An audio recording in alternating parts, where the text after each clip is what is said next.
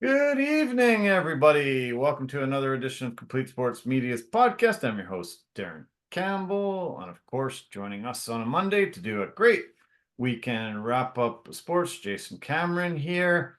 So you finished your load management last week, and now I'm on load management this week. So I'm stepping in and taking over that job, and it sucks. It's not fun. I don't really think load management is a great thing. I've never liked it, and it doesn't suit my lifestyle. I like keeping active, busy. The days are dragging, and yeah, it's no fun being hurt. So hopefully I'm not on the shelf very long. Now you get it, don't Yeah. you?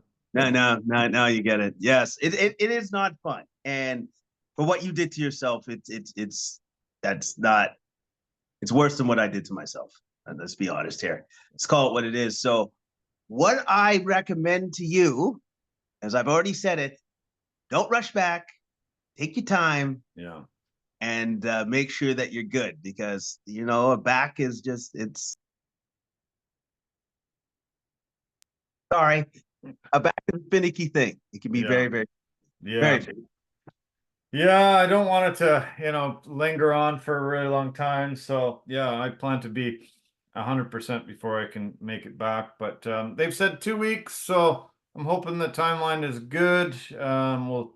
We'll see what the experts say. I'm supposed to be getting into some physio later on this week, and hopefully that'll progress it fast. It definitely hasn't progressed where I thought it would be by this point.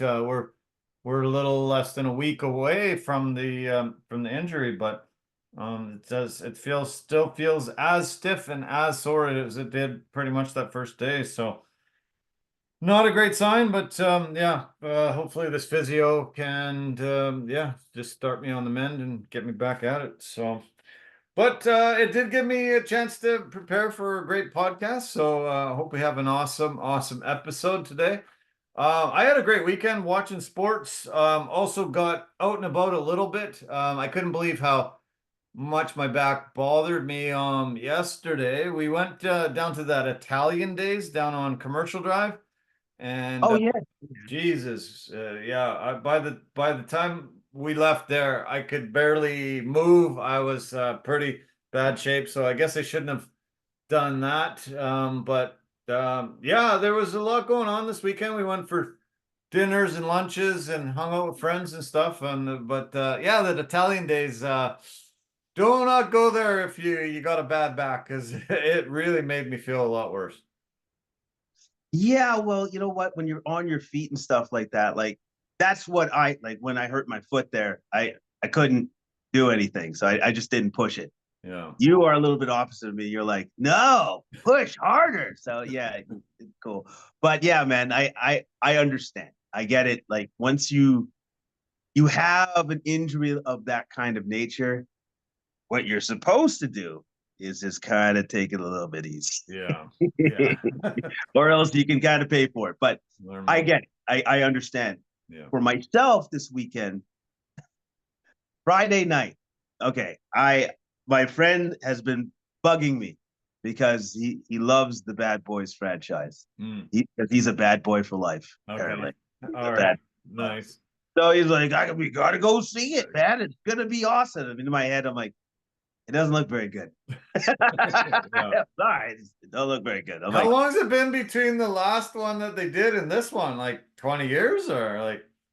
Bad Boys 3. I want to say that came out like maybe 7 years ago. Oh, okay. So this is actually Bad Boys 4? 4. This is Oh, Bad holy Boys. shit. Seriously? Oh, Yeah, wow. I didn't yeah. know they did a 3. I actually didn't know they did a 3. I think it's 4. You know what? Whatever. So we go and watch this thing, and as I'm watching it, I'm like, okay, this is what I actually personally think. The title of the movie is Bad Boys Ride or Die. Okay. That seems like a lazy ass title. Like Right. they're just like, Ride or Die? Right? Right? Yeah, that's super garbage. Okay, cool. And then the script writing for the storyline seemed incredibly lazy as well. Convoluted. Some of it didn't like literally make any sense. Wow. And so then I'm like, oh, okay, so this is, and then the funny parts that are supposed to be funny, I'm sorry, I thought it fell flat. I Oh, was like, crap. okay, Yeah, like got a little bit of a laugh. fake Oh, laugh. and the other thing is, the backlash against Will Smith still a big thing. Really? We believe that Hmm. because I counted how many people were in the movie theater. 12. Wow. 12 to 14. And it just came out. That Yeah, just hit the theaters. 12 to 14. That's about Jesus. it. And but the best part of the best part of the movie was Martin Lawrence's son-in-law, Reggie, who's been in a couple of the movies already, married his daughter, blah, blah, blah, who's like a Marine, but like some sort of like special agent Marine, I guess. So cartel members came in to rush the house, and he went John Wick and took them all out. Nice. And they're all watching on the video, and they're all like, it's kind of like watching like an incredible like game or highlights where they're like, oh, That's get him. cool. Like it was just like it was actually pretty cool. Like That's I was just like, that was by far and away the best part of the movie.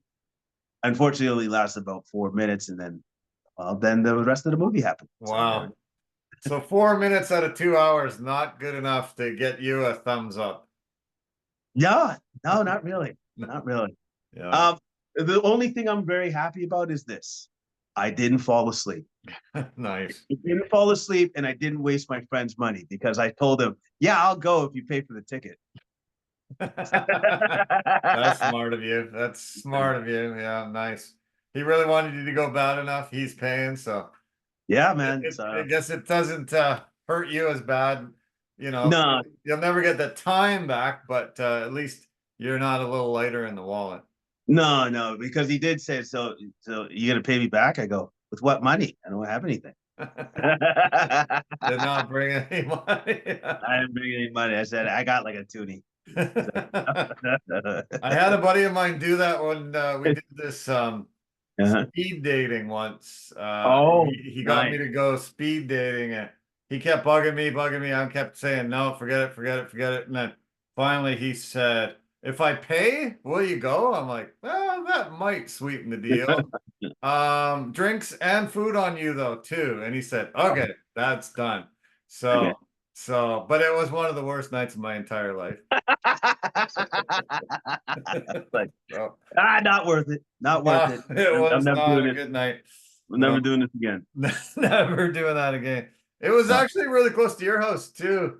Oh, really? The bar that used to be there, I don't think it's there anymore. It was kind of beside the white spot there. Yeah. Yeah, Definitely not there anymore. yeah, they wiped it out for some reason, but that's where that night was. But yeah, I was happy he paid because if I would have been just even so much more mad if I had to pay too. Yeah. Yeah. I know.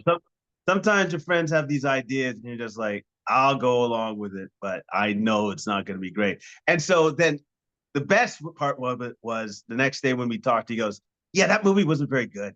I'm like, oh, it wasn't. Yeah. Yeah, it's too bad when they do these sequels and they just really drop the ball and they spend hundreds of millions of dollars. It's super weird how they can't put together something that's entertaining and enjoyable. It's very strange to me that there's all these people that are making this movie and none of them say, "Hey guys, this sucks. Let's make sure it doesn't suck." I know, right? Like it's like I think the budget for that movie was over 100 million. Yeah. And you're just like, so you couldn't get a good script? Oh, that's cool. Crazy. Yeah. We had a discussion on the weekend about that Roadhouse, and it fell flat for a lot of people that remembered the original. I didn't really remember the original, so I wasn't sort of holding it up to the old one. But anybody that had seen the original thought, like, this is dumb. Like, why did you even bother doing a sequel when you had so much was different with it? There was just only a couple similarities. It just kind of just didn't make sense to people that knew the original. Yeah, exactly. Because like basically it's a new movie. Yeah. Like how about this? Just not associated with Roadhouse at all. Yeah. What they wanted to do was tie the old fans to this new Roadhouse and entice them to go. That's kind of what they wanted. That's what they want. Right. Right. Well, I guess that's what they got in your buddy who was a fan of Bad Boys, and Yeah. he's just gonna go. If it was just a Will Smith, Martin Lawrence movie, just out of the blue, just trying to be a cop buddy movie, I guess it doesn't draw him in. No, it doesn't. And then also too, when I was trying to remember like the storylines for the Bad Boys movies, you know what I remembered? Nothing. Nothing. I don't remember anything. So I'm just like, you know what? I don't think it matters. I literally don't remember anything from the Bad Boys movies. I remember that the last one was super convoluted, and that Will Smith all of a sudden had a Spanish son. No, going on there, and like it just super convoluted. So I'm just like, yeah, okay, whatever. Bizarre. Yeah, well, hopefully we don't have to sit through too many more lousy movies, and hopefully we get to work on some great ones, and we get to put out some good content that everybody loves, and not wasted hours and wasted money and all that kind of thing. Yeah. You see, I'm wearing the powder blue Chargers jersey. I kind of said earlier this year that I was renouncing my Charger fandom, and I was taking applications from the other 31 NFL teams who wanted me to be their fan. I didn't receive a ton. I received a few guys, and one guy said, okay, we need you to be a Niners fan. I said, absolutely no way, no chance, not happening, 100,000,000%. I started thinking I was going to go with the Eagles being my team. My Eagles has always been that team in the NFC for me, family, a lot of ties there. And so I just kind of thought maybe that's what it will be. And then my dad went and bought this for my birthday. And man, is it ever just gorgeous. It just looks incredible. Nice. After they cut Mike Williams and they traded Keenan Allen, I just started getting just disgusted with this team. You got Herbert there. His prime years are ticking away, ticking away. You lost your best running back. You lose just all these pieces around Herbert. And I'm thinking, like, what the heck's going on? I hope this Harbaugh experiment works and we can get some things together. But I'm also wearing it today to honor Dan Fouts, my favorite quarterback of all time. It is his 73rd birthday today. So happy birthday, Dan Fouts. A lot of people from this generation don't really realize how incredible of a quarterback he was. He was, when he finished his career, he was one of only 3 guys to have passed for over 40,000 yards. He had 250 touchdowns during his career, 7-time Pro Bowler, Hall of Famer. Really just was just an elite quarterback in his day. And it was way more of a running game back when he was in the NFL. And he's one of the main reasons why I'm a Chargers fan. And so, yeah, it ended up working out. I got this jersey over the weekend. Dan Fouts' 73rd birthday today, and really wanted to honor him. I'm back. I'm a Chargers fan again. Let's hope we can win a Super Bowl finally with Herbert and this new regime. Yeah. You know what? It's Jim Harbaugh, right? Yeah. So with Jim Harbaugh at the reins, I have more belief in them being good as opposed to being garbage now. Like I have more belief. Even though some of the moves they've made is just like, well, that don't make no damn sense, and that don't make no damn sense. But I trust in Harbaugh. If I trust in Harbaugh, then I should trust in the process, and hopefully he has a plan. Or they got some young studs that we just don't know anything about. They're just hidden and they're just waiting to break out. So yeah, let's hope. Their big draft pick was Malik Neighbors. They're hoping that he fills that wide receiver need, and they obviously can pay him a lot more money or a lot less money than they were paying their top receivers, and maybe they can fill around him, on the lines, on the defense and stuff. And so, yeah, let's hope. But I was really impressed and thrilled. This jersey headed my way. It looks great. I can't wait to sport it and yeah, see how they can turn this around, because it's been pretty ugly the last couple seasons. Very, very disappointing. But today is also the 31-year anniversary of Montreal Canadiens winning the Stanley Cup 4-1 over Wayne Gretzky and the LA Kings. This is the last time they hoisted the Stanley Cup here in Canada, and last Canadian team to do so. And yeah, 31 years ago today, that team was backstopped by Patrick Waugh, who had an absolutely phenomenal Stanley Cup run, and they won 10 games out of the 16. 10 games they won in overtime. So incredible. Had a lot of exciting moments that year for Hab fans and fans of Canadian hockey teams. And but yeah, a long time coming. Tonight is game 2 of the Stanley Cup final.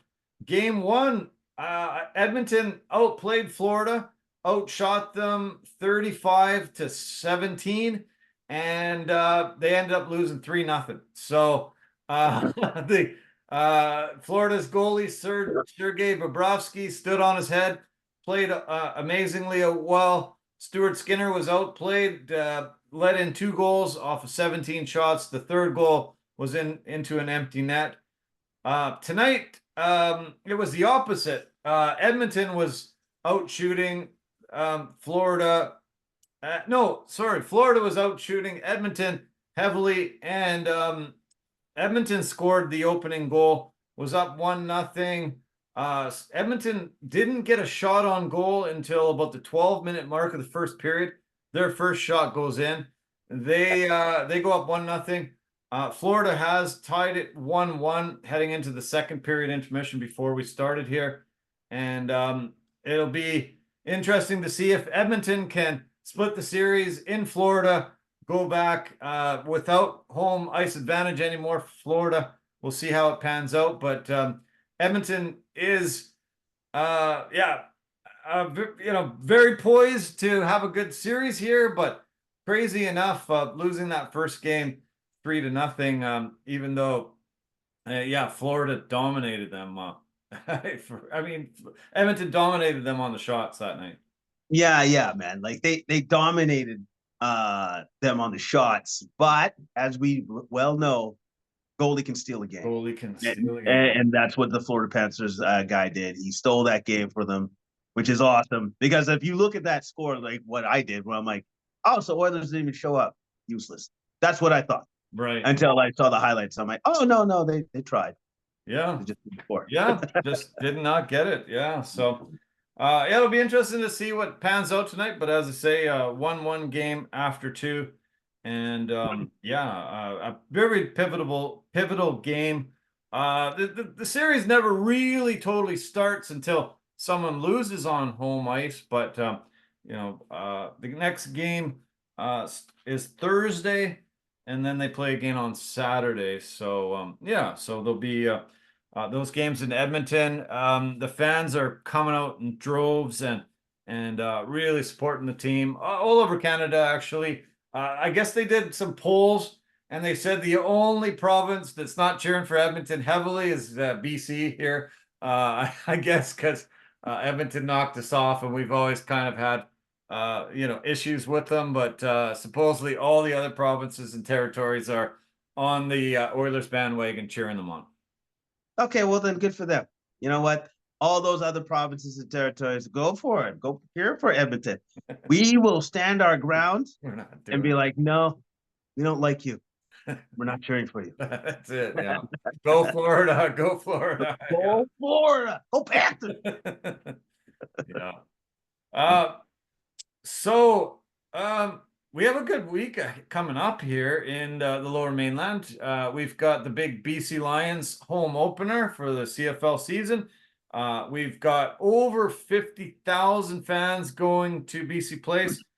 50 Cent Or we're calling him buck and a half now, I hear, but 50 Cent will be the musical attraction, and that seems to have been really driving a lot of fans to BC Place. And it actually looks like they might sell out the entire stadium, which is 54,000 plus. There are some seats actually just directly behind where I'm sitting, and they're selling them about four times as much as I paid. And this gives you actually access to the field when the concert's on. And Oh, I think they overpriced them a bit because they're not selling. And that's the only ones I see that are around the whole entire stadium where there's any pockets of tickets that you can buy. There's a single one here, single one there around the stadium. But yeah, I'm not sure if those seats will sell, but those are the only ones so far that aren't for this big game. that's a little bit. That sounds a little much. Yeah, 4 times as much as what the original value of the ticket is, yeah, and just for what? So I could go down to the field for a mini concert that's during like halftime or before the game. Like, really? yeah, Come on, come on. yeah. It doesn't seem smart and right. Yeah, So we'll see. Maybe they'll drop it, or maybe people will want to come badly enough, and just be there. Yeah, and like you say, it's only a mini concert. I think LL Cool J might have played about 3, 4 songs. Well, maybe one compilation had yeah, a whole bunch of his hits all sort of together. I think the same for One Republic. It was pretty short. I think yeah. 15, 20 minutes, if that. So yeah, why are you going to be wanting to pay hundreds and hundreds and hundreds of extra dollars to see 3, 4 songs from an artist? To me, it doesn't make sense. No, it doesn't make that much sense, and it's just like this is not actually a concert. It's just Yeah, it's a little thing, and yeah, that's it. You know what I mean? totally. So Yeah. So that night, we will be at the BC Lions game. You're going to be at the CEBL Vancouver Bandits game. I'm excited that you're finally getting to see this team. They are the #1 team in the league right now, 5-1 record. Had another couple victories over the weekend, and I sent you the details on their forward Taze Moore. He's been invited to the mini camps for 3 teams. Portland, who we played with a little bit last year, he got into 4 games. He played the last game of the season. He played 30 minutes. He got 12 points, 8 rebounds, and 4 assists for Portland. They've invited him to their mini camp, and also Atlanta and Milwaukee have invited him. He went to Portland, I guess, late last week for a bit of a visit. This week he's in Atlanta and Milwaukee having a visit, doing a little bit there with them. And then I hear he's back on Saturday, so you get to see him play. And yeah, it's pretty cool that an NBA player is on this team, and yeah, helping this team to the best record in the whole league. it's awesome. It's awesome. It's good that the league actually has talent of that caliber in it, which is fantastic. Yeah. But more to the point, I was actually kind of surprised that my one friend said yes, because like he's got like a lot of children. So I'm like, nah. I just thought, you know what? I'll do a Hail Mary. I'll Throw it throw it out up and there. see what happens. And he's like, yeah, I'm in. I'm like, you're what? I Cool. was surprised. I'm Nice. like, oh, okay, cool. Where does he live? He lives in Abbotsford. Okay, Lives well, in yeah, I Abbotsford. kind Yeah. of thought, that's kind of a halfway point for Why? you guys. And yeah, it's not bad. He just gets on the highway and he's there Yeah. pretty quick to that Langley Event Center.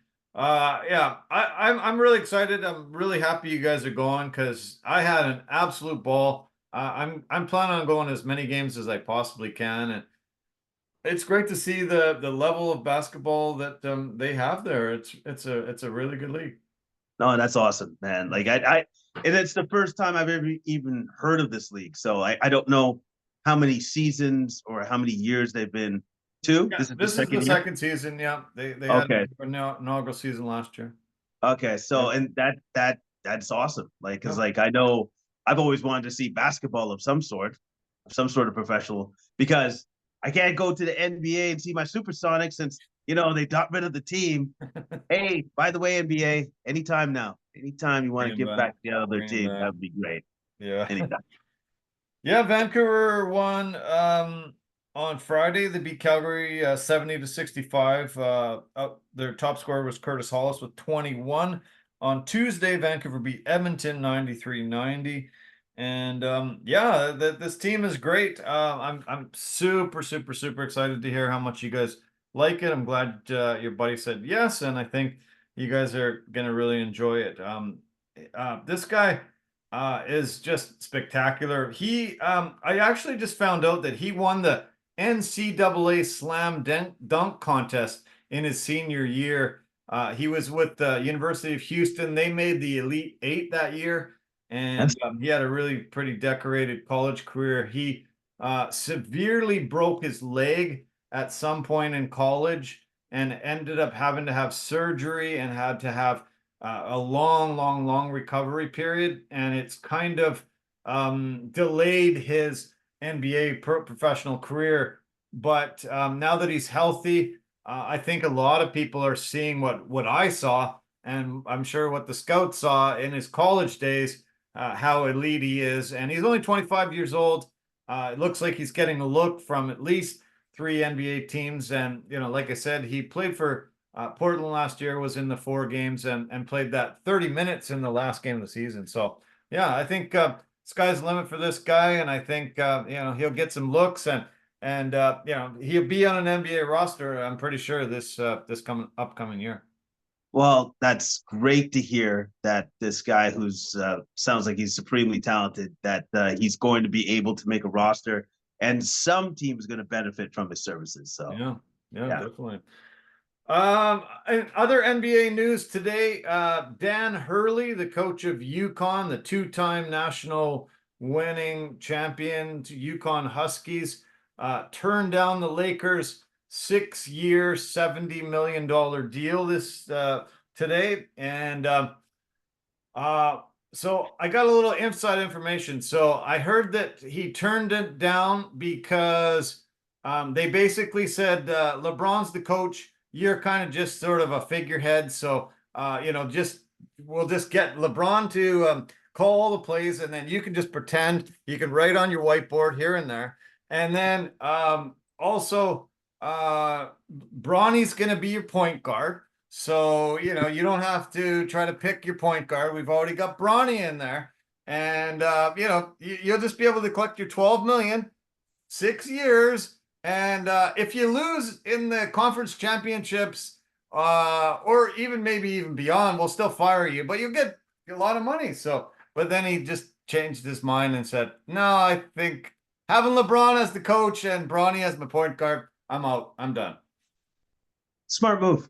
Smart play. I think, like, he probably looked at the whole dynamics of what he was stepping into and just like, you know what? This is kind of like a no-win situation. Yeah. Like it literally is. Like that kind of coaching job is a no-win situation. You got a guy that kind of doesn't need to be coached, but he's in the twilight of his career.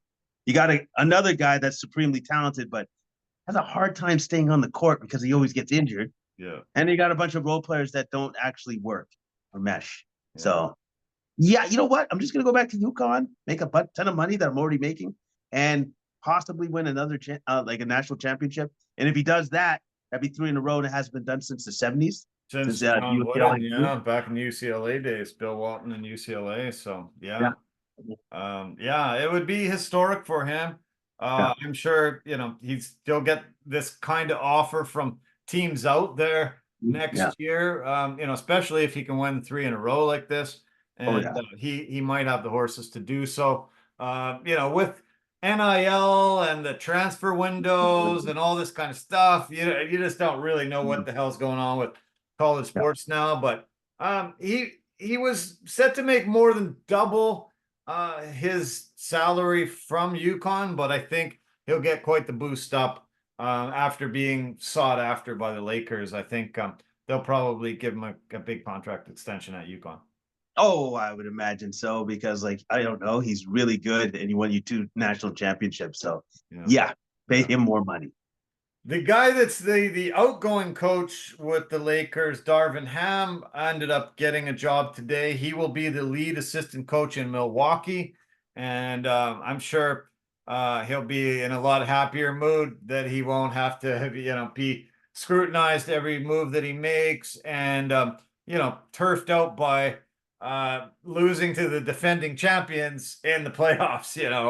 With a team that's wasn't as good. Yeah, exactly. Right. And then also too, he doesn't have to take all the criticism. That's Doc Rivers' job. Yeah. Doc Rivers will take all of that stuff. And hopefully Doc Rivers can actually do a good job with the Bucks next year. Question mark? Yeah. Yeah, who knows? In other basketball news, we lost a NBA Hall of Famer this past weekend, Chet Walker. He passed away on Saturday at the age of 84. Chet had quite the decorated career, played 13 seasons in the NBA, made the Hall of Fame, was on the championship winning team with Philadelphia back in the day and played with incredible players. They called him the Jet back then. He was super fast. He averaged, I think, a little over 19 points a season in his career. And from all accounts, absolutely fantastic basketball player and an even better man. Yeah, man. I heard about that. Definitely a fantastic human being. Really, really good, solid human being. Good guy. Sorely missed. But he played on, I want to say he played with Moses Malone and those guys, right? During that time? Yeah, I think even maybe a little bit before them, but Even before them. yeah, Yeah. I wanted to say that. But yeah, man, like great player. yeah, Great player. yeah. No, he was a seven-time All-Star. Mhm. He helped the Sixers to the championship in 1967. Oh, okay, He so played his definitely before Moses. Yeah, that was before them. He played his last 6 seasons for the Bulls from 69 to 75. And yeah, just really, really, really talented. As I said, yeah, lots and lots and lots of accolades. Over 18,000 points, 7,000 rebounds, 2,000 assists in his career. And yeah, made the Hall of Fame. And yeah, just a very, very, very decorated guy. It's sad to keep seeing these old time NBA guys pass away. We lost another one, unfortunately, this weekend. In the WNBA this weekend, they had a incredible crowd show up for Caitlin Clark and the Indiana Fever. Over 20,333 fans showed up for the game between Indiana and Washington. It was the largest crowd at an WNBA game since Game 5 of the 2007 finals, which had a crowd of over 22,000. Caitlin had a fantastic game with over 30 points, and she set another record this time, becoming the first ever player with 200 points and 75 assists through the first 12 games of her career, passing Sue Bird's record. And there was a bit of controversy regarding her. The U.S. Olympic team left her off of it and decided she was not going to be on this team. Some people are really upset. Some people are like, "Hey, she's brand new. She's a rookie. Why should she be?" So, where do you stand on that scale? Do you think she should have been part of this team, or was it smart of them to leave her behind and she can come next time? I understand about paying your dues and stuff, but the reason why people are interested in the WNBA, you could say it's solely because of her. Yeah. Yeah, her and maybe a little bit Angel Reese, but I would say more few Caitlin. others, but yeah, I Yeah, a mean, few she's others, but drawing more the eyeballs like never before, right? Yeah, so to leave her off, it's just like, oh, well, couldn't that have been an opportunity for you to market the game more? Yeah. But I understand too, paying your dues, earning it, and all that sort of stuff, which is, I guess, that's the That's the message that they're trying to send, right? Mm-hmm. But at the same time, it's like, this seems like it might be a missed opportunity. But apparently, she's one of the alternates, and she might be one of the first ones called up if one of the other ladies goes down with an injury. So great. Yeah. It is a very decorated squad. Yeah. I'll list off the 12 players that they did put onto the roster. We've got Kelsey Plum, Brianna Stewart, Diana Taurasi, Alyssa Thomas, Asia Wilson, Jackie Young, Nafisa Collier, Kalia Copper, Chelsea Gray, Brittany Griner, Sabrina Ionescu, and Jewel Lloyd. All very, very, very talented players. And yeah, will represent well. The U.S. has won 7 straight gold medals in the Olympics, going for their 8th in a row. The other countries don't really send, the type of quality, that they should, or we'll be able to see maybe as the years progress. This kind of does remind me of that original dream team that came in and were blowing teams out by 30, 40, 50 points. I think U.S. is still, in the women's side of the game, it's still, pretty wide disparity between the rest of the nations out there. Hopefully the other nations catch up like they have in the men's side. Hopefully that does happen at some point in time. But right now, the women are utterly dominant, and this is not going to be close. Yeah. Diana Taurasi, this will be her 7th Olympics. She's been on 6 Olympic teams. She isn't one of the 12 best players in the WNBA right now, but that Olympic experience and her probably being a captain really probably made them choose her and put her on this team. And so we'll see how it pans out. Okay, let's talk about the NBA. We've got 2 games under our belts now in the finals. First game was definitely a blowout, pretty easy win for Boston. Second game, a lot closer. Actually came down to the final minute where PJ Washington was rushing towards the hoop. He had Jaylen Brown and Derek White chasing him. And if he scores this bucket by a layup, a dunk, he gets the game to a 1-possession game, only 3 points away. They called it a block, and wow, what an amazing thing. And then when you saw the replay, actually Jaylen Brown is pushing him in the back. Should have been called for a foul. He should have went to the free throw line at minimum, and being able to get it to that 1-possession game. I understand why Mavericks fans would be pretty outraged by it when you see it. I think that's when, we should get the call right, and we should be able to have these, reviews and get it right, so that the true game should play out the way it's supposed to. Do you think Dallas has a big beef to say that we should have had a chance down the stretch in the last minute? Yeah, I would say so. I would say that they definitely have the right to have an issue with the non-call, because it was clearly a foul. Yeah. But at the same time, you put yourself in that position in the first place. Right. And the reason why they were put in that position in the first place is because, well, Luka was doing well. Where's the rest of the team? Yeah. Totally. What are you guys doing? Like, his running mate, Irving, so far hasn't really showed up in this series. No. Luka needs that guy to show up at some point in time, and that has not happened. So, yeah, the Mavericks fans can be pissed that was a non-call, but they should be more pissed that nobody's joining Luka, joining the party to help him out, because he seems like a man unto himself right now. Yeah, what's happening with Kyrie? What is it? The defense that you said going in on our preview? You said there's going to be 2 or 3 guys that are going to be able to shut him down. Is that what's happening, or is he just not accurate with his shot? Is he not taking the ball to the hoop enough? What's wrong? Well, I think a part of it is the defensive intensity by 2 of the best guards, period, in the NBA.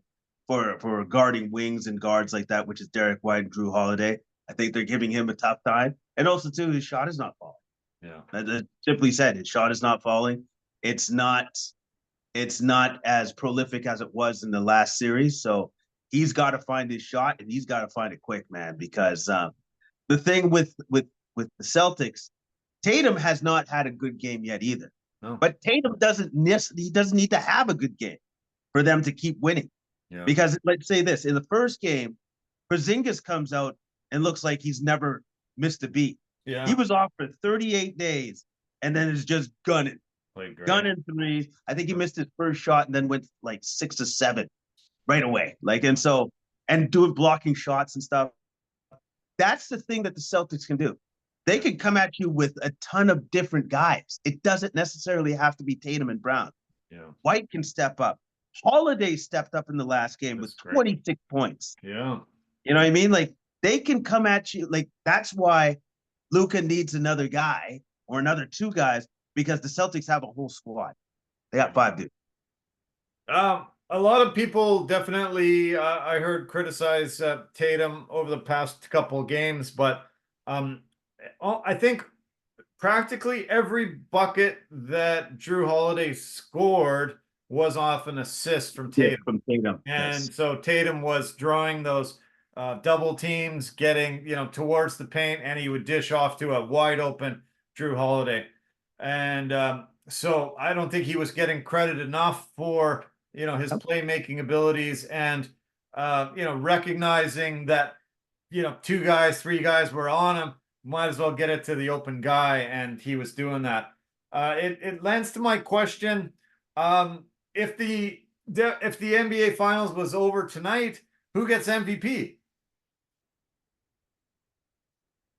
Ooh. Oh man.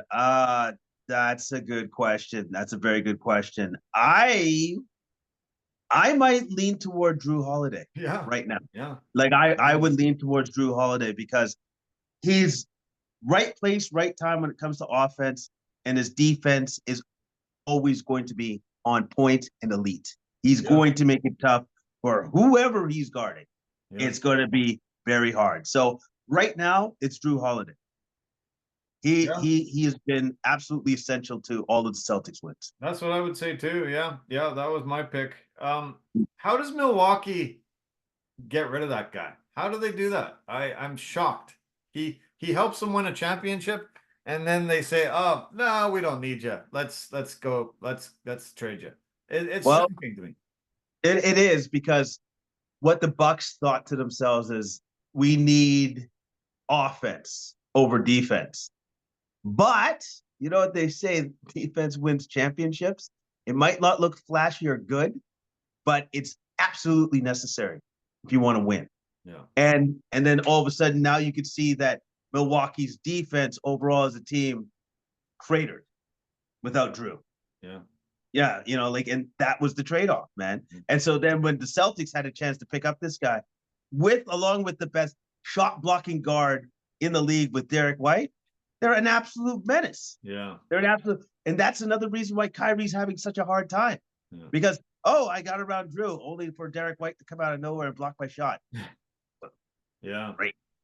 Yeah, this is the first team that I remember in a very, very, very long time where there's just so much depth, so much balance. That first game, there was 6 players in double figures, and it was, Porzingis leading the way, after missing all that time. You have superstars in Tatum and Brown, but they are able to recognize that they've got so much depth to this team, so many guys that can do what they need to do, just win the game, play defense, score your 15, 20 points each. They spread it out and they win. And it's becoming pretty obvious that everybody was right predicting them right from the start. They had a fantastic regular season, and they had those lulls where it was kind of hard probably to motivate themselves, hard to just keep at it the whole entire year. But once they've hit the playoffs now, they seem unstoppable. And I thought that this series would go 6 after seeing those first 2 games. I don't know. I don't know. I don't know if Dallas can win 2. They might be able to get one of these next 2 games, but it's starting to really be apparent that the depth of Boston is just too much to overcome. Exactly. They just have a better team. Yeah. It's all around. They have a better team, but they definitely have a better starting 5 than Dallas's starting 5. Yeah. Like those guys play together. They know how to win together. And if one of the guys is off, like Tatum, even though Tatum almost had a triple double, 18 points, 9 rebounds, 12 assists. Yeah. Right. Even if he has an off game or Brown has an off game, that's okay. One of the other guys will step up. Yeah. So, would you be shocked if Dallas wins both these games coming back into Dallas? Would you be pretty shocked? Yes, I would be shocked because I think Boston's going to win at least one of these games. Yeah. Yeah. What more can Luka do? Do you see a second, a third option? PJ Washington's playing okay, pretty good, but nobody else is really contributing. They always say role players play a lot better at home than they do on the road. Do you see another 1 or 2 guys stepping up at home and helping this cause? Somebody has to because so first game, Luka did they shut down his assist making, like his playmaking. That's why he only had 30 points, 10 rebounds, 1 assist. Yeah. Second game, he has a triple double, 32 points, 11 rebounds, 11 assists. I don't know what else you want the guy to do. Yeah. Right? Like, do you want him to not miss a shot? Cool, great. I guess he'll try to do that the next game. Somebody else needs to join him at the party. Yeah. I'm definitely looking at Kyrie. Kyrie's got to score like 30. Right. And then somebody else has to score like 17 or 18. Hopefully PJ Washington. Or maybe, I don't know. What about that dude, right? Tim Hardaway's son. Tim Hardaway Jr. Where's that guy been? Yeah. I swear I thought he was their 3rd leading scorer throughout the season, throughout the course of the year. Where has he been? Yeah. Like, somebody else has to step up. Yeah. Somebody. Luka took it upon himself and said, I'm to blame. Pointed to his 8 turnovers as, one of the things he needs to clean up. I did see him acting a little reckless when he was approaching the hoop and he was getting double teamed. Guys were coming at him. He was throwing some crazy balls. He's got to really clean that up. Also, for some reason, he's not very good on the free throw line in this playoffs very often. He's having lapses where he's missing 5 or 6. And I think they missed 8 free throws in this game that, could have tipped the scales I think Boston only missed 1 free throw. Dallas missed 8. This could have been flip-flopped if they just hit the free throws. Yeah, but that's been another problem of theirs throughout the course of this playoffs. Yeah. They've been the worst free throw shooting team throughout the playoffs. And unfortunately, since they're in the finals, it's not just going to magically get better. Yeah. It's going to be what it is. So, and that's another reason that you can firmly point to on why the game could have been a lot closer, but you missed the free throws, you missed the gimmies. So yeah, they were known as sort of Lob City revisited this year. Is it Porzingis that's shutting this off and not giving them that ability to get those lobs to Lively and Gafford and other guys? Yeah, definitely. He's already shown that. A little bit worried though, because he did go out because he kind of fell awkwardly. I think that was in the 3rd quarter of the 2nd game yesterday. He looked banged up to me. Yeah. He looked like he was running very gingerly. He definitely looked like he was labored in that second half. Yeah, definitely, man. So I have a huge question mark on whether he's even going to go for the 3rd game. If I was Boston, if he's not getting any better by the time 3rd game's approaching, I'd probably just keep him out. Yeah. Because at this point in time, you don't really need him. You know how to play without him. I would go without for that 3rd game and try to give him some more rest. So he's better to go for the game 4. Yeah. Yeah. So, next game, as I said, coming up, Thursday? No, Wednesday? Wednesday. Wednesday. Yeah. Wednesday. So, can't wait for it. Hopefully Dallas makes a series of it. It'd be nice to see them win this 3rd game and start making it a little more interesting. First game blowout, like I said. Second game, it was close, but yeah, Boston prevails, and really, yeah, it'd be very shocking if Dallas won 4 of the next 5 and took the series. It looks like Boston's championship. They will pass the Lakers with their 18th banner, 18th ring, and yeah, coronate right from the start. I really wish I would have put my money on them right from the beginning. I think it was one of those easy bets where we've had some seasons like that where you said, "Oh, Warriors are going to win the title," and they did, no problem. This was another one of those years. It just seems like it was.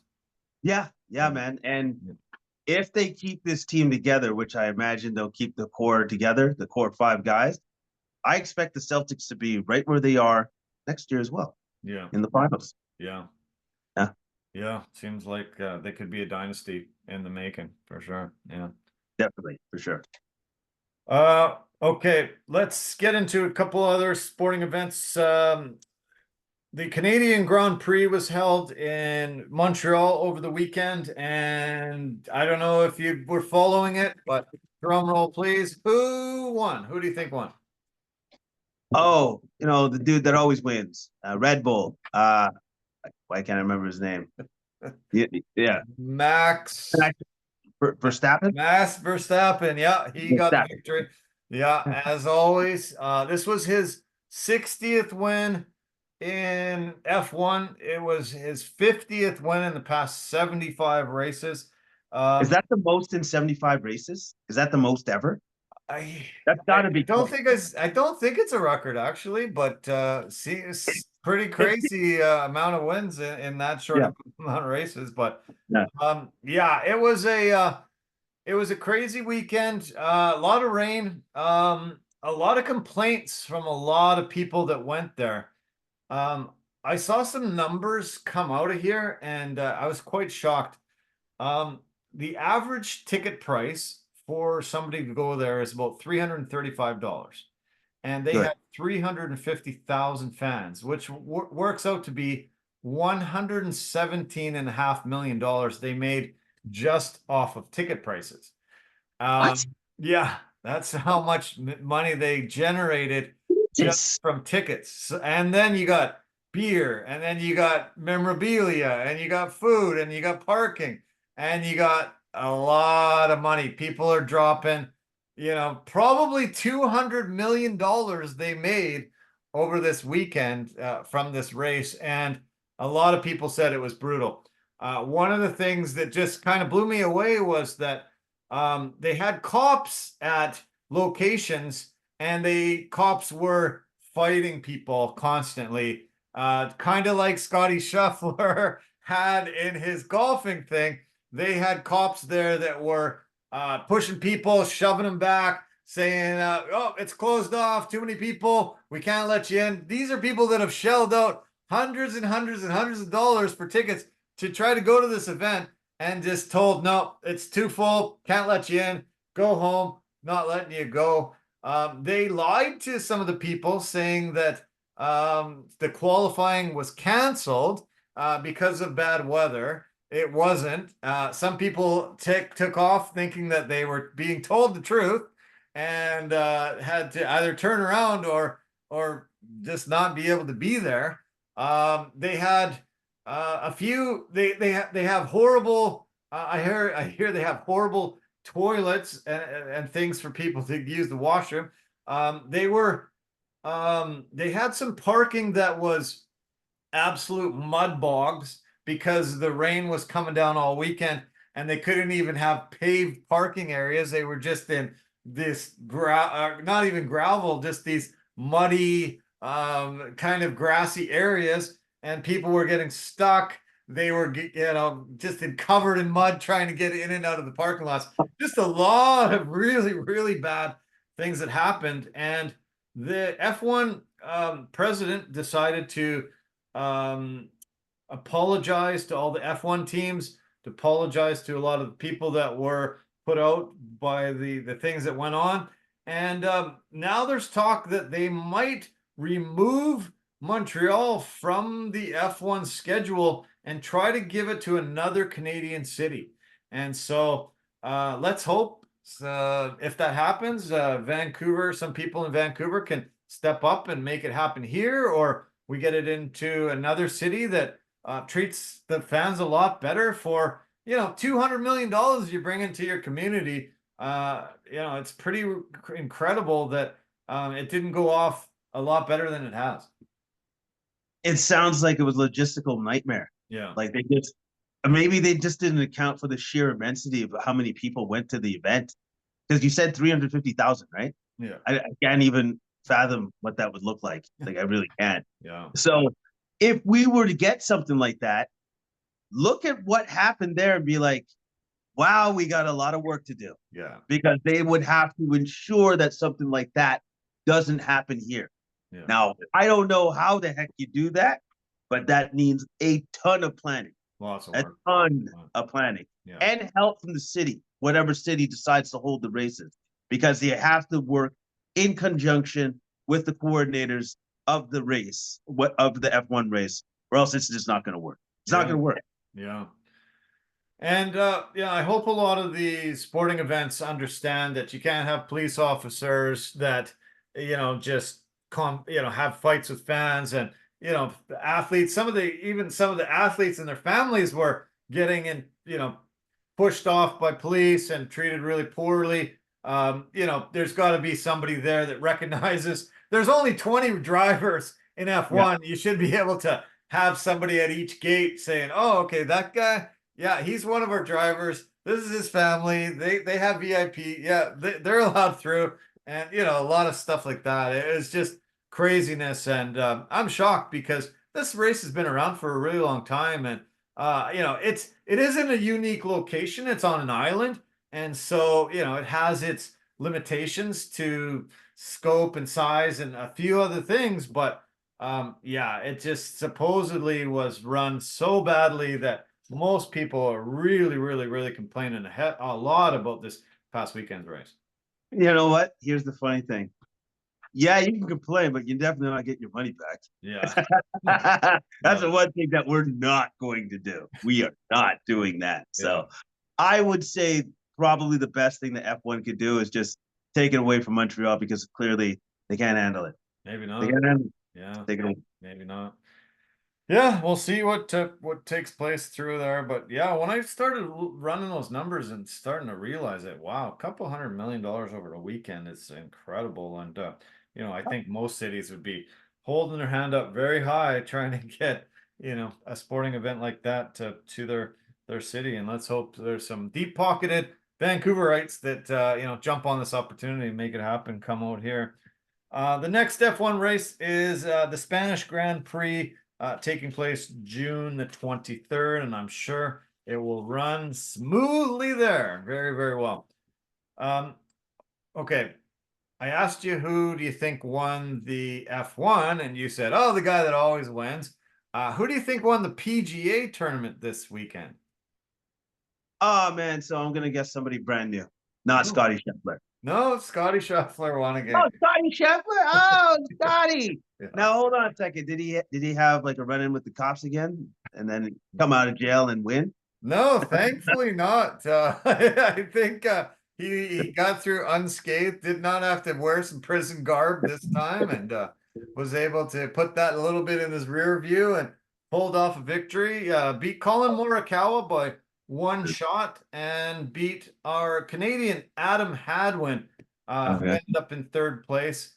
Hadwin was near the top of the leaderboard pretty much the whole weekend and had a fantastic week himself. But Scotty Scheffler, fifth win in his last 8 tournaments, and goes in as the overwhelming favorite to win one of the Grand Slams this year. The U.S. Open starts on Thursday at Pinehurst, number 2, down in North Carolina.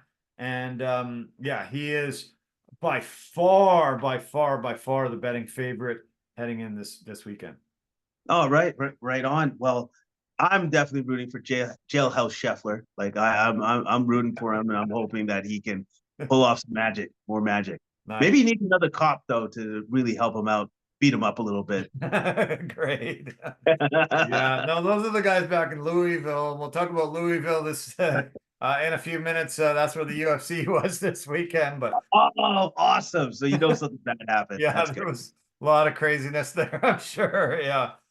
Okay, so speaking of Adam Hadwin, that third place showing and a good showing here at the US Open might give him a spot on the Canadian Olympic team for golf. Nick Taylor is pretty much guaranteed the first spot, and there's a second spot. Adam came from behind and passed a few of the other Canadians. We've got Corey Connors. Right now, Nick Taylor is 32nd in the world golf rankings. Adam Hadwin moved up to 35th. Corey Connors is 46th. Taylor Pendrith, 65th. Mackenzie Hughes, 66th. And Adam Svensson, 89th. And it goes based on your world rankings. So Adam might have just been able to play himself onto that Olympic team. And that would be super exciting for him. He's never been able to play in the Olympics. Those take place the August 1st to 4th for the men's team in Paris, France. That would be awesome. That would be a huge feather in his cap if he's able to pull this off and go on this hot streak and get into the Olympics and help the country out. Like that, that would be great. After the US Open, that's when the qualifying ends, and where you stand after that, you will get to play in that tournament. It's played on the Golf National course, one of Europe's top courses. Will be super exciting. As I mentioned, Scotty Scheffler, the top odds maker to win the tournaments. He's at plus 320. Nobody else is even close. Xander Schauffele is second at plus 1100. Colin Morikawa, who just finished second in this weekend's tournament, plus 1400. Bryson DeChambeau from the Live tournament, Live Tour, is plus 1800. Yeah, there's 12 Live players that have qualified for the US Open, and the rest come from the PGA Tour as well as the World Tour. Great news for Adam Scott. He got an exemption to play this weekend and keep alive his 23rd consecutive US Open streak and his 92nd straight major tournament. This is the longest active streak in men's golf, the second longest in history, next to Jack Nicklaus, who was in 146 consecutive majors from 1962 to 1998. He never missed a major from 62 to 98. I don't think anybody's ever touching that record. No, man, that's pretty much unbreakable. That's not happening. Yeah, 36 years in a row. Years. That's incredible. Yeah, amazing. As I mentioned last week, Robert McIntyre, he won with his dad on the bag. He got into the US Open by winning last week. The other big name that just made it in also is Sergio Garcia, and he will be one of the guys on the tour. Live Golf did have a tournament this past weekend in Houston, and Carlos Ortiz, the Mexican national, ended up winning, having a fantastic tournament and getting the victory there. And he will not play in the US Open. That does not help him out, unfortunately. He was able to beat Adrian Meronk, the Polish golfer that was born in Germany, has had a fantastic career so far in Live. But because they don't get these world golf rankings in Live, most of the guys do not get a chance to play in the majors, and a lot of them voice their displeasure again. They have to get this sorted out. They're a little more than a year away from that supposed agreement that they said hell freezes over, and they've made this agreement. They still haven't signed off. They still haven't made it work, and so these Live guys are still left out in the cold. Yeah. I don't know if that's ever going to get resolved now. Like No. it's been so long that it Yeah. seems like whatever issues they have in trying to get the two to come together doesn't seem like those issues are ever going to be resolved. So they're always going to be two separate entities going forward. Yeah. And then the Sucks. women's LPGA tour, a Swedish golfer named Liana Strom, she started on Sunday in 52nd place.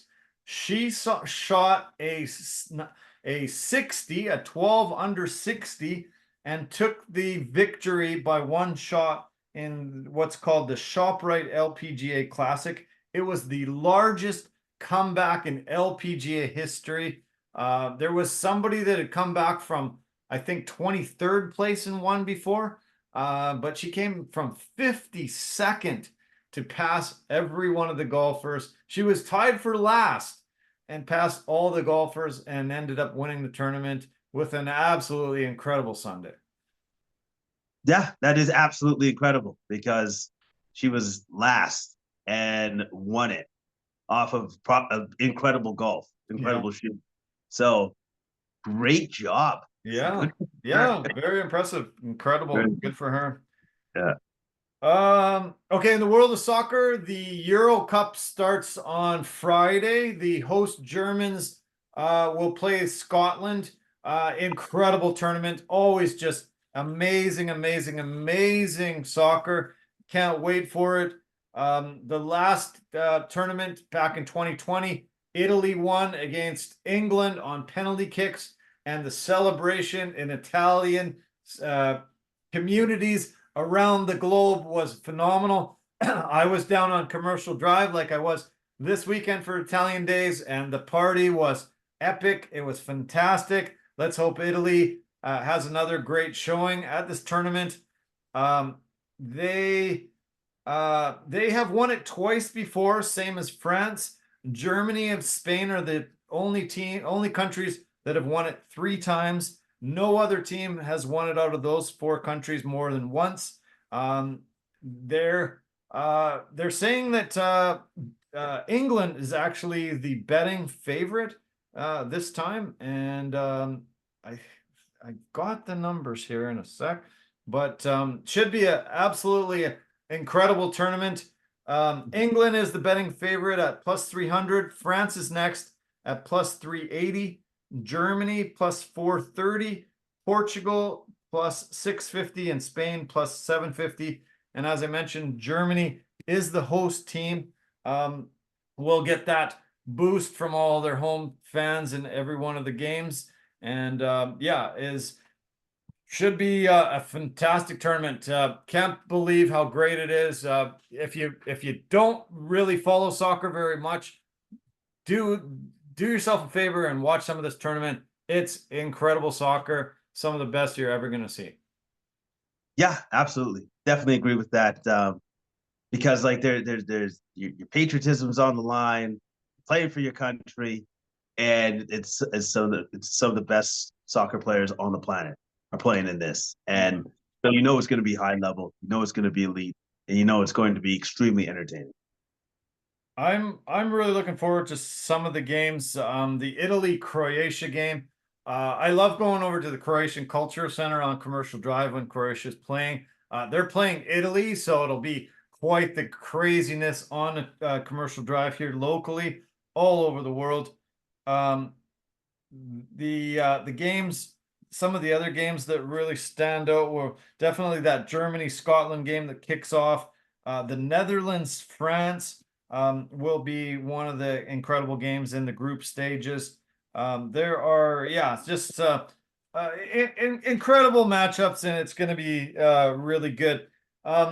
Netherlands played Canada this past week. Canada got to play a couple of friendlies before the Copa America that starts on June 20th for Canada. Netherlands is number 7 in the world and stomped Canada 4-0. Just ran them roughshod all over the pitch.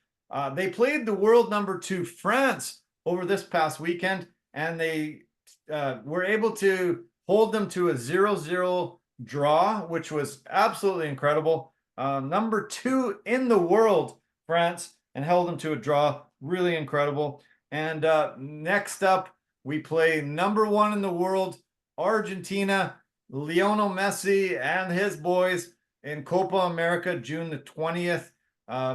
First time Canada's been in this tournament, and it should be absolutely amazing.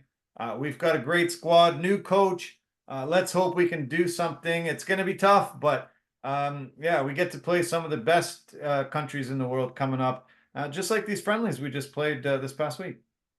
Yeah, man, I'm looking forward to it. I'm hoping that we can make some noise, especially, and we have talent, probably the most talented team that we've ever had, we've ever fielded. So it's something to look forward to. I love it. Yeah. World of NFL, Mike Tomlin signed a 3-year contract extension today. Longest tenured NFL coach, and will be with the Steelers now through the 2027 season. Great move by Pittsburgh. Love it. Love him. He's hasn't had a Super Bowl in a while, but continues to get this team into the playoffs. 500 or better record every year. And, one of the most respected men in the game. Yeah, absolutely. One of the most respected men in the game.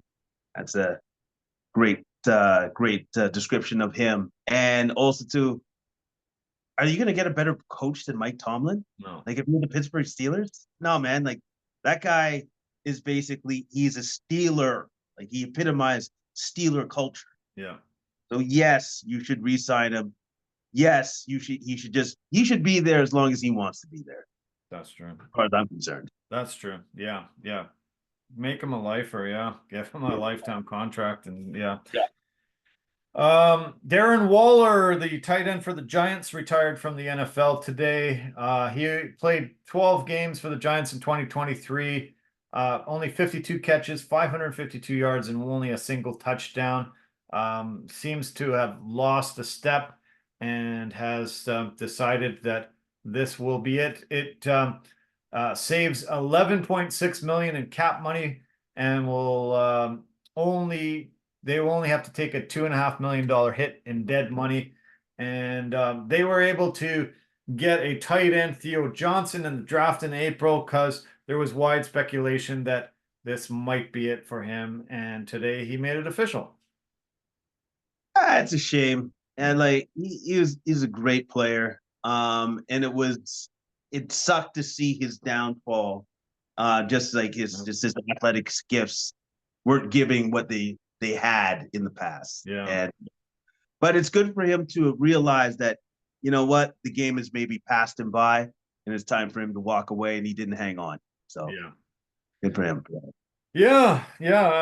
When he was with the Raiders, wow, he was an unstoppable force. And, you just thought, wow, this is a guy that's going to have a very long, decorated career. And, seems like it's a little bit cut short. So a little bit disappointing that's it for him. But hopefully he has an amazing life post-football career. So there was a really exciting horse race this weekend at the Belmont Stakes. Door Knock ended up winning at 17-1, the long shot, partly owned by former Major League Baseball player Jason Worth. He's a former Blue Jay, really well known as a Philly and a Washington National. He won a World Series back in 2008 with the Phillies. He actually invited Dustin Jacoby, who was on this UFC card, to watch some of this horse racing, the Kentucky Derby, the Preakness, and this latest Belmont Stakes. And huge win for him. They won a $2 million first prize, and now they'll get incredible stud fee for Door Knock.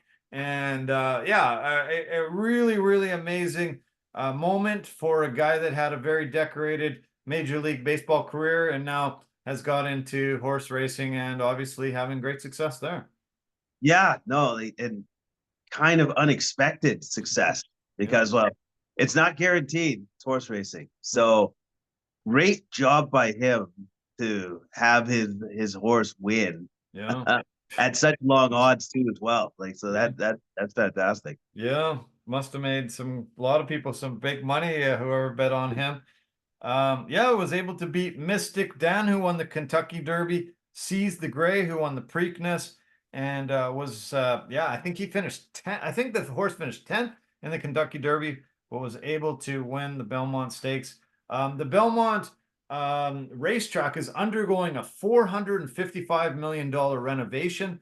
So they held the race at Saratoga in New York. That's the first ever Belmont there. But next year, I think the renovations will be done. They'll be able to go back to Belmont and have the race there for good. 455 million is a big renovation. Yeah, it should look brand new, completely reimagined. So that'd be awesome. Yeah. Okay, I mentioned Louisville earlier. We had Louisville had a golf tournament a few weeks back, and they honored Muhammad Ali quite a bit in the lead up to it with the TV coverage and stuff. And I thought, oh, great, this UFC is definitely going to do that as well. And they really didn't. And I'm thinking they really dropped the ball. This is a combat icon, serious athlete. I know he's from boxing, but they didn't really mention much about Muhammad Ali in this. They talked about the Louisville Cardinal winning the 2013 NCAA championship, coached by Rick Pitino. They mentioned the Louisville Slugger bat that is utilized by most Major League Baseball players and has produced most of the hits and home runs in MLB forever and ever. And I was shocked. Why wasn't Muhammad Ali super present at this event and recognized as one of the leaders of combat sports? Maybe it's because they wanted to make a distinction between our sport, MMA, and boxing. That's the only thing I could think of is why they didn't want to pay respects to the legend that Muhammad Ali is. That's the only thing I could think of. Yeah, could be. Yeah. I was disappointed, but anyway, this turned out to be not the most amazing card on paper, but the main card was a great fight card. A lot of very seminal moments, good KOs, a lot of things that we can talk about and break down. The main event was a good fight until suddenly Jason Herzog decided to jump in and stop it prematurely. I call it premature evacuation. It was not great way to end what was a pretty damn great fight. Definitely Jared Cannonier was in a bit of trouble. Had been rocked and had was on the defense trying to get away, but he was intelligently defending himself. He was running. He was trying to avoid more damage. And for some reason, Herzog had a little bit of a brain cramp, and I think stopped it too early, and it caused a lot of people to boo. It left a bit of a sour taste in people's mouth, and if he just would have let it go a little more, we probably still have the same result, but it really just ended not great. Yeah. I felt as the fight was going on that Imavov was beginning to take more control of the fight. Sure. That's what I felt. Sure. And then when he landed that short right, that rock Cannonier wobbled him, and then followed up with like a terrific follow-up of punches and knees and stuff. I'm like, all right, so the end's in sight. Yeah. You know that Cannonier is an incredibly durable fighter. Very. So I thought never been stopped in this division, ever. Exactly. So I thought Herzog would give him the benefit of the doubt and let him get beaten up a little bit before he would even consider stopping the fight. And then that's not what happened. Yeah. And I was surprised. Yeah. I know Cannonier was definitely surprised. I was most certainly surprised. So I don't know. A little bit of controversy, definitely. I think I agree with you 100%. Cannonier was still intelligently defending himself. He was still in that fight. I think Imavov was very close to finishing that fight, though, at the same time.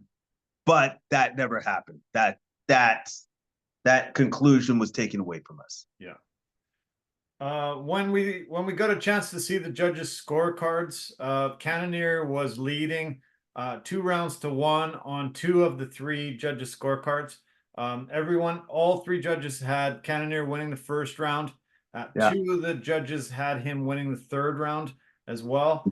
And this happened in the 4th round where he got rocked and was being chased down. Yes, a few punches had landed, but I still, thought that he was still in the fight, still should have been given a lot more opportunity to come back, defend himself. And so it's too bad it had to end that way because you're right. Imavov was coming on, looked like he was, he had figured out the range, had figured out the movement, Yeah. was landing, a lot more accurate compared to the early rounds. And it looked like, the tide was starting to turn in Imavov's favor.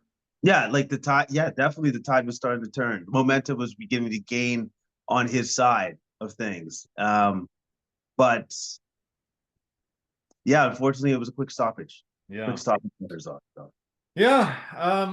I hope the UFC can rectify these at some point. I guess it's a tough, it's a tough thing to be.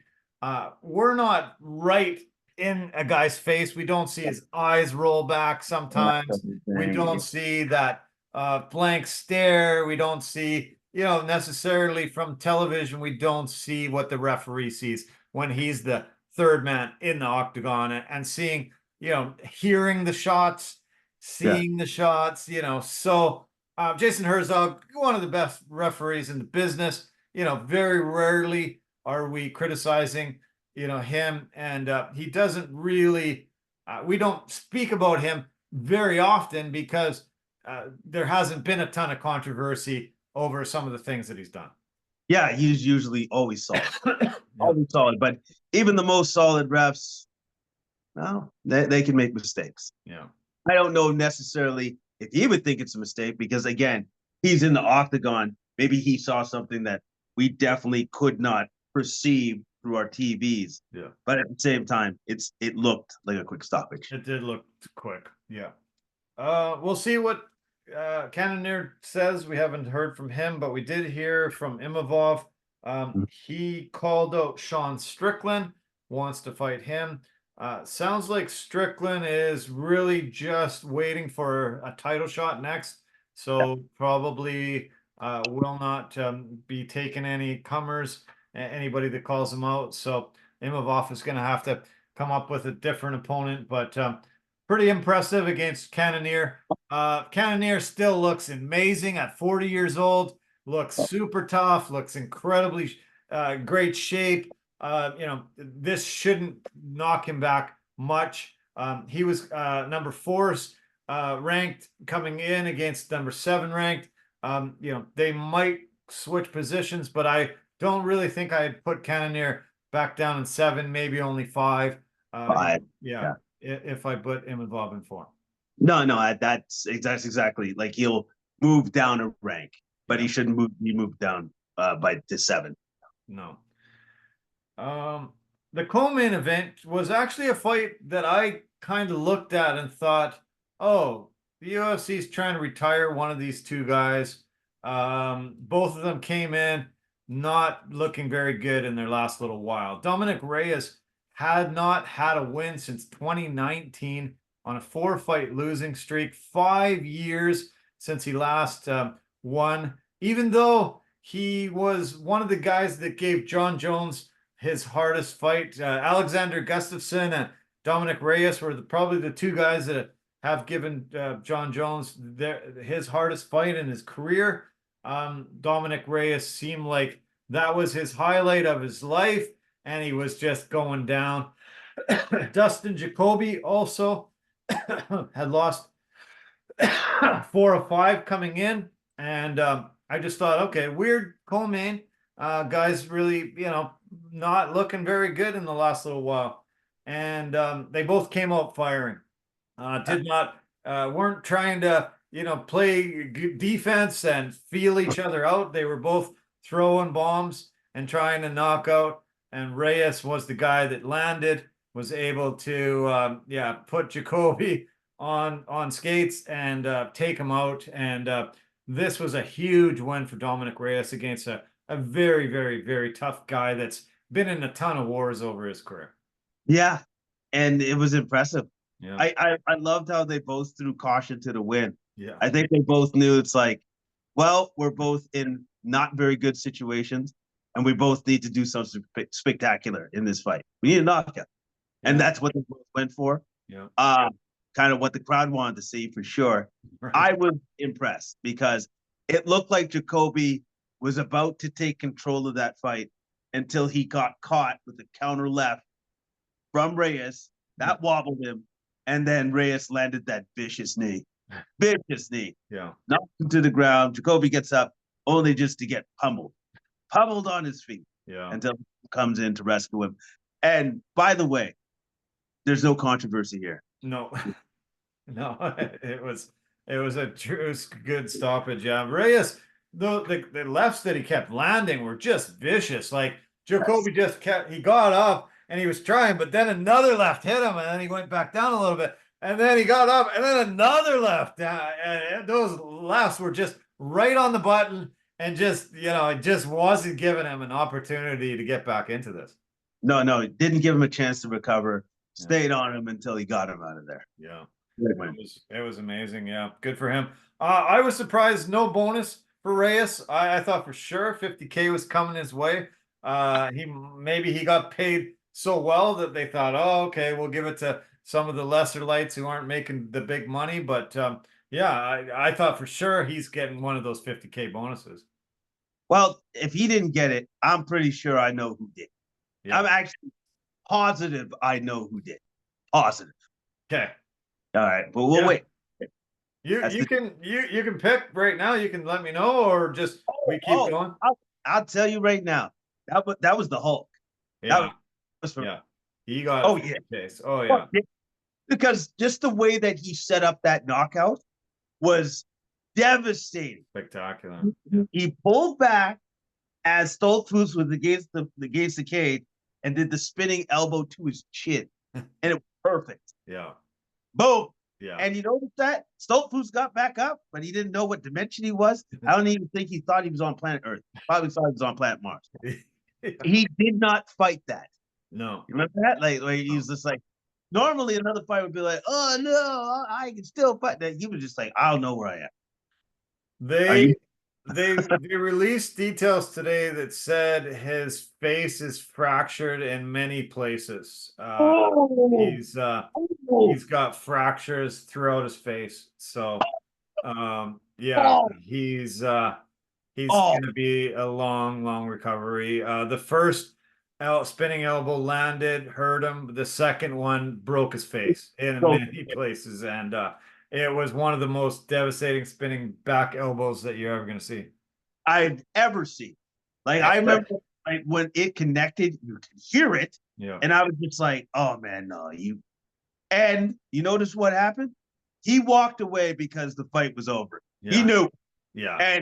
And Herzog, I think it was Herzog, jumped in and said, oh yeah, that fight is definitely over. Over. Yeah. Yeah. No, it was devastating and unbelievable. Yeah. He deserves a 50K, and the Hulk is so powerful. His shots, when he lands a spinning elbow like that, guys are, nobody's going to be able to walk away from that. No, your face is going to break, shatter into pieces. Yeah. But it happened to Stoltzfus. I had no idea that his injuries were that bad. Like that is. Oh man, I wouldn't want to fight that guy. Because if I saw that, I'm like, so Pereira, eh? Not fighting him. Yeah. Not doing it. Next, please. Next. Yeah. There was 4 fighters got 50K. Hulk got 1. The other was given to Rahul Rosas Jr. He is the youngest fighter on the UFC roster, 19 years old, and ended up doing really well. Had to weather a bit of a storm in the first round against Ricky Tercios, but in the second round, he was able to get a takedown, was able to get his back, sunk in a choke, ended up just above the chin until he spun it around, finally got it underneath the chin, was able to force a tap and get the 50K. Very impressive for such a young guy, and coming off a loss, was able to get back in the win column and show why he is a UFC fighter and why he's pretty dangerous to a lot of his opponents. And why he's highly touted, because Yeah. one thing about Ricky Tercios that I love about him is he is excellent at creating scrambles when he's on the mat. He is absolutely, he is one of the best at doing that. Yeah. Rosa Jr. controlled a guy like that. That's like trying to control a honey badger. Like that to me was the most impressive thing that Rosa Jr. did throughout the entirety of this fight, was just managing to control that guy on the mat.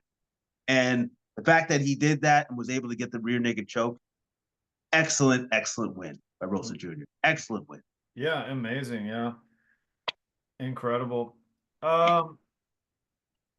The other guy that also got 50K on this card was the fight right before the Hulk and Dustin Stoltzfus. This was Zachary Reese against Julian the Cuban Missile Crisis Marquez. The actual Cuban Missile Crisis lasted 13 days, October 16th, 62 to October 29th, 62. This fight, what did it last? 20 seconds. 20 seconds. Zachary Reese absolutely blitzed Marquez, landed just a devastating shot, put him down, and it was maybe a little bit of a quick stoppage, but wow, it was a very, very devastating knockout blow. You know what? I'm gonna push back on that one, because when he landed that right uppercut, Marquez's legs stiffened up and he fell over like timber, bang, and I was just like, I'm okay if you stop it. Okay if you stop it, man.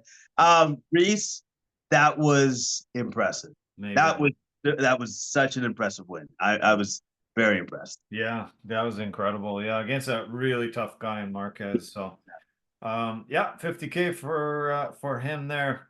The fight that kicked off the main card was kind of a one-sided affair.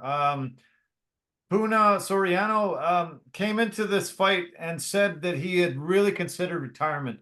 He was on a bit of a losing streak and had really not had a lot of things go right. Decided to drop down to welterweight and take on a really tough guy in Miguel Baeza and just beat him up. Badly. Was able to get the fight to the ground and just do a massive amount of grounded pound, setting UFC records for ground strikes, significant strikes, and just dominated this fight. And maybe this is a weight division that he should have been in a long time ago. Yeah, because I thought he definitely had a power advantage over Baeza. And he used that to his advantage in the grappling. Baeza tried to reverse it by attacking the legs, heel hook, leg locks. But when that didn't work, he had no other recourse. Yeah. There was no plan B or plan C. Like Soriano just went in there, grappled him, and beat him up. Yeah. Got it. He had a deep knee bar at one point, but wasn't able to get it and wasn't able to force a tap or stoppage. And he took a lot of abuse, but great to see Puna back, and nice to see the Hawaiian back in the win column, and probably in a much better weight class. He said when he fought the guys up higher, it was pretty tough, and he was never able to dominate him like that. So I think he is very happy he made the move. The feature fight in the prelim had two super tough guys as well. Ludovic Klein against Thiago Moises. Klein is called Mr. Highlight, one of only two Slovakian fighters, and added a lot more highlights to his fight reel. He was really good at stuffing the takedowns. I think he stuffed 8 takedowns from Thiago, and he got one himself, outstruck Thiago quite significantly, 86-25 in regular strikes and 56-24 in significant strikes. And I thought Klein looked incredible. I thought this was his best performance ever. And yeah, the sky's the limit if he can keep delivering these kind of performances. He looked absolutely spectacular. His takedown defense was truly, truly elite. Moises didn't even have a chance on some of those shots. Even on the shots that's a deep shot. Yeah. Looks like he should be able to get the takedown. Couldn't get it. No. Couldn't get it. Yeah. Like, so that his takedown defense was excellent. And his combinations and his striking was amazing. It was awesome. The one knee that he delivered to Moises' liver, where I thought that almost got him out of there, but Moises is super tough, so he was able to hang into that fight. But Klein looked excellent. Yeah. Very good. Very dominating win. Dominating win over. He's on a really good streak right now. 5 wins with a draw against Jai Herbert in his last 6. That's the second win this year after a knockout of AJ Cunningham in March. So look out. I think he's going to be ranked really soon, and he's going to be fighting some very, very, very elite level competition. And I think he's ready. He looks phenomenal. I'm very impressed. Okay, the fight between Carlos Prates and Charles Chuck Buffalo Radke. I was very intrigued by this fight. I was excited. I thought both these guys are super tough, and this is going to be great. Prates seemed to wait a little while, tried to feel out Radke for the first few minutes of this round, then got some confidence in, and then he struck. He landed a devastating left, grabbed a hold of his wrist, and just sort of chuckled at him for a second, and then delivered a knee to the liver that put Radke down and out. I can't even believe that the referee didn't just immediately call it off, because he sort of looked around and thought, what's happening? Oh yeah, I think this is over. And definitely Radke was not getting up from that. It was one of the most impressive knee knockouts to the midsection that we've seen in a while. And Prates, just had to get his wits about him a little bit, get the feel of it, and then really look super confident and got the win. Yeah, man. Like he figured out Radke, but that knee that he delivered full. I can't remember ever seeing a walk-off knee for a win. No, it's been a while. I don't. I think that might be a first. That might be the first walk-off knee for a win I've ever seen, because he didn't even try. He didn't even bother with any follow-up strike. He already knew. It's like, he ain't getting up. It's over. Yeah.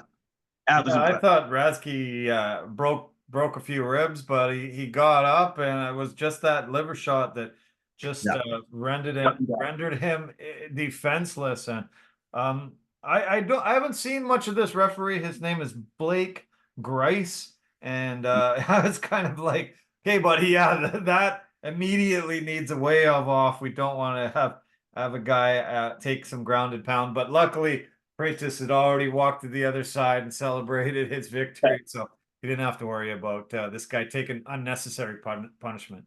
No, he definitely didn't have to, because Prates knew he's not a threat anymore. The fight is over. The ref will eventually get there. Yeah. He'll get it. Yeah. Okay, the bantamweight fight between Brad Katona and Jesse Butler. Great performance by Katona. He's back in the win column. Really, really fantastic performance. He dominated the first 2 rounds by getting a takedown and controlling the fight, landing a lot of heavy shots, landing an elbow that cut him.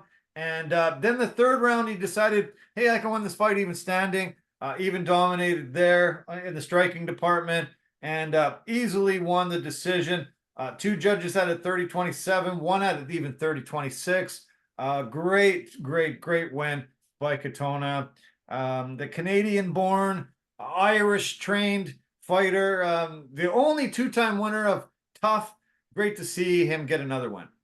Yeah, no, he looked absolutely spectacular. To be honest, I thought this was kind of a mismatch in matchmaking. Yeah. Probably Butler was not up to Katona's level, clearly. No. Probably the Katona should be fighting better competition. Yeah. So but I take nothing away from Katona. He looked fantastic. Dominating win. Yeah. The total strikes landed were 148 to 32. Yep, So pretty brutal. And 3-0 and takedowns. The women's flyweight fight between Andrea Lee and Montana De La Rosa was a rematch. Andrea had won the previous match back in 2019. Montana was able to get the better of her in this one. It ended up being a split decision. I had De La Rosa winning it when I scored it. I thought she was able to get 2 rounds to 1 over Andrea Lee, and now it's 1-1 in this matchup. Maybe we'll see a trilogy fight. I think that would be cool. I think they should actually have a trilogy fight because it was extremely competitive. Yeah. There was a lot of give and take. I thought De La Rosa in the 3rd round wanted it more. Yeah. And up the volume of striking and stuff like that. And I just felt like the momentum was going clearly in her favor in the 3rd round. Yeah, me too. Yeah, exactly. We had Daniel Marcos beating John Castaneda. Marcos is still undefeated. The Peruvian now is 3-0 in the UFC, 16-0 in his MMA career. I thought it was a fairly easy, also dominating 30-27 win on all 3 judges' scorecards.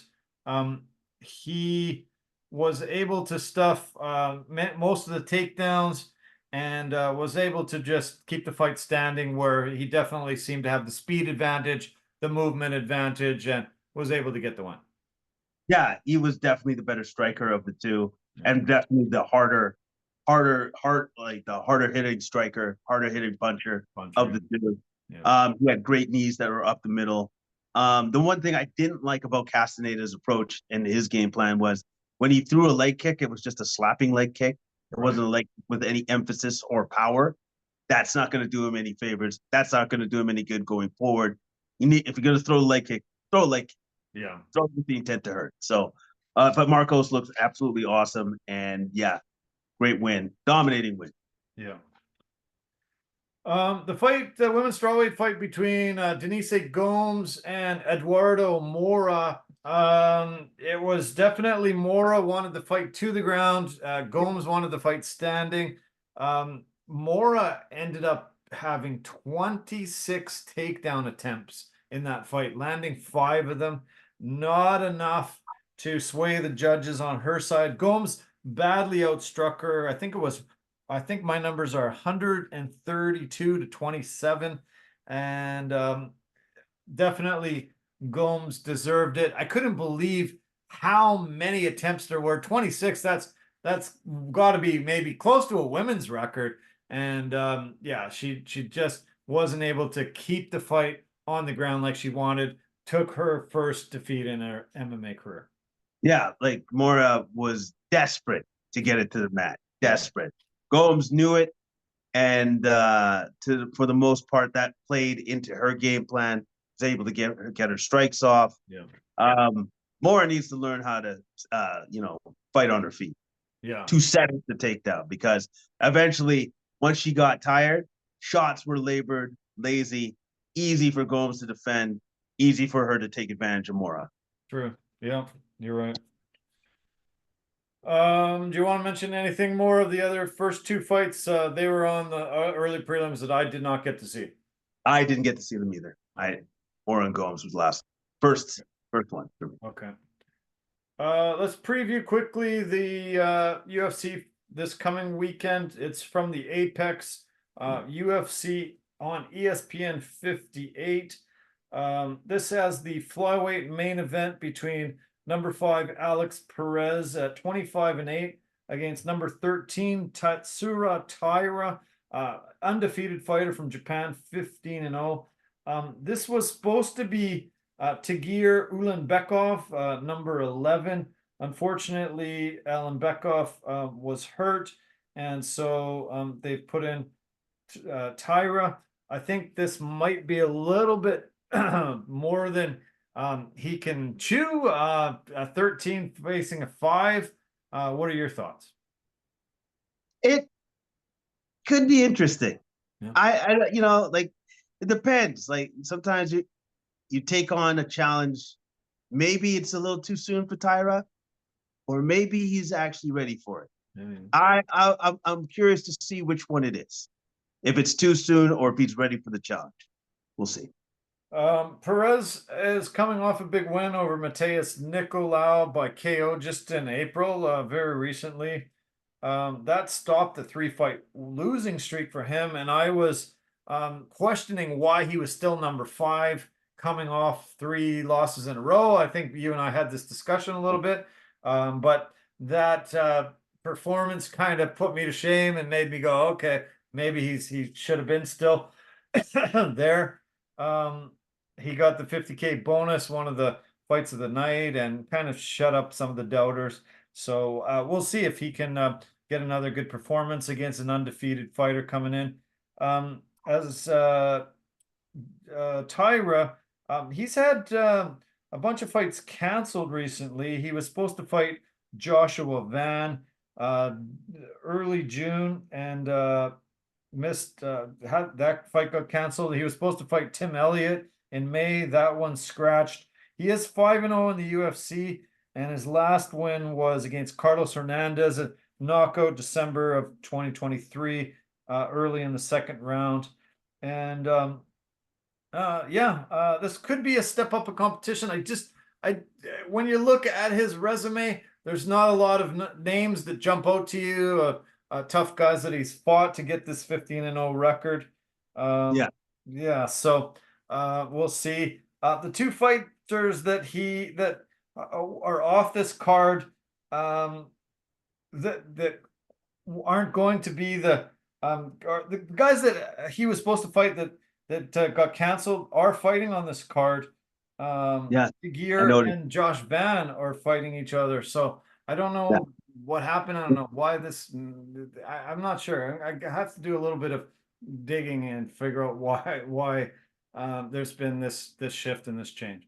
Yeah, there's the flip-flopping because now you have Ulanbekov and Joshua Van headlining the prelim card. So, which, to be honest with you, I think that's a really good matchup. Might be great. Yeah. I actually think that's a really good matchup. Just like I think the one below that prelim for the headliner, Jimmy Flick and Nathan Manis, I think that's a really good matchup as well. Yeah. So those 2 fights, great fights. I like great it. On the prelim card. Yeah. The co-main event has Russian Russian Ikram Aleskarov.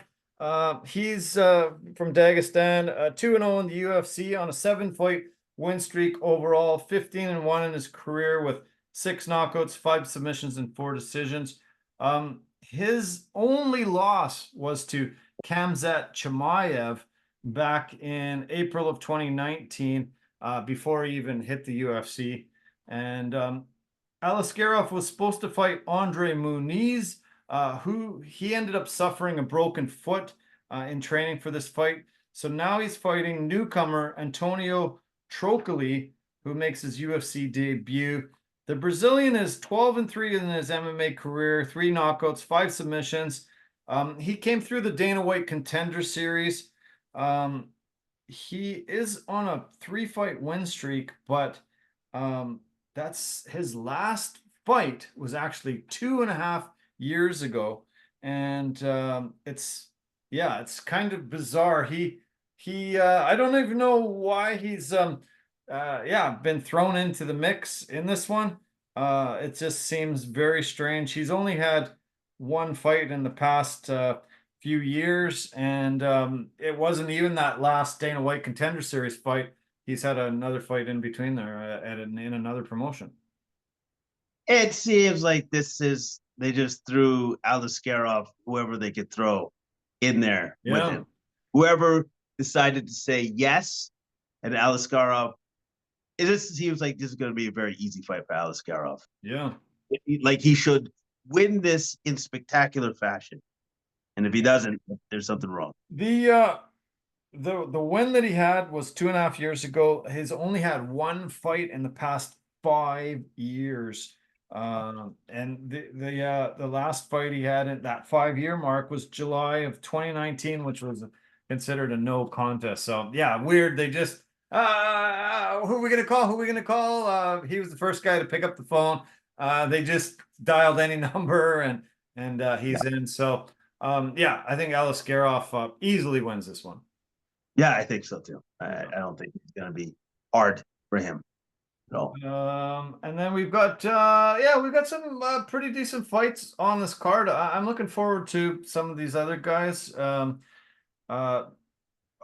Douglas Silva de Andrade is a veteran, been around for a really long time, has 34 fights in his MMA career.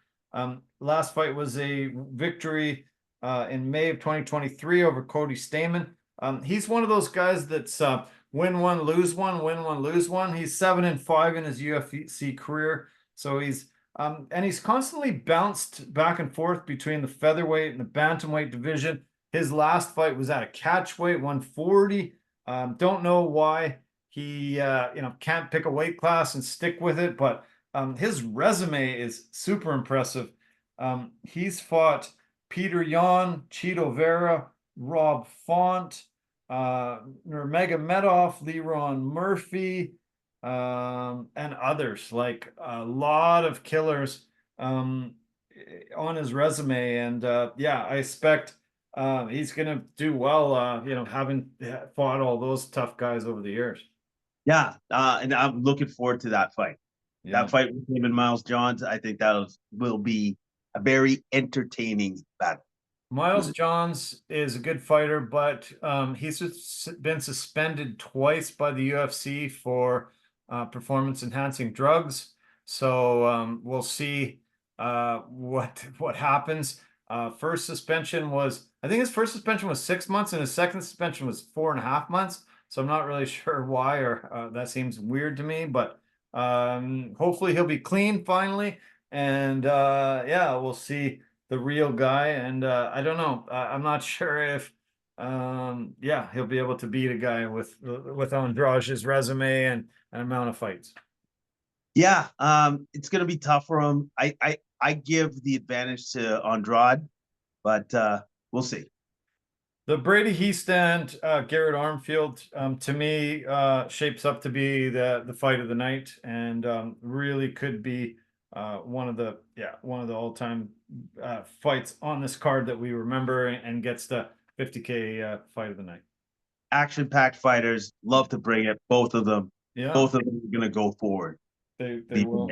That's for sure. Okay, man. Well, that's it. Another podcast episode has come to a close. We covered the world of sports like a blanket, as always, and I'm back on the shelf doing my load management, and you're back at work tomorrow. So yeah, keep in touch, and yeah, enjoy your week ahead. Yeah, man. Thank you very much. Somebody has to hold it down while you do your load management, so don't worry. I'll keep stacking those wins while you stay at home. So thanks. No problem. Appreciate no problem. it. Thank you very much. Yeah, I hope they don't put extra workload on you, and yeah, you can keep at it, and yeah, let's hope, fingers crossed, I can get better and back at it right away. And like I said, man, just take your time. Thanks. Take your time, and then when you're ready, come on back. Don't worry. I'll have everything all set up nice for you when you come back. All right, man. Appreciate it. Thanks so much, buddy. Okay. Have a great night. All right. You too, man. Take it easy. Cheers. We'll talk soon. All right.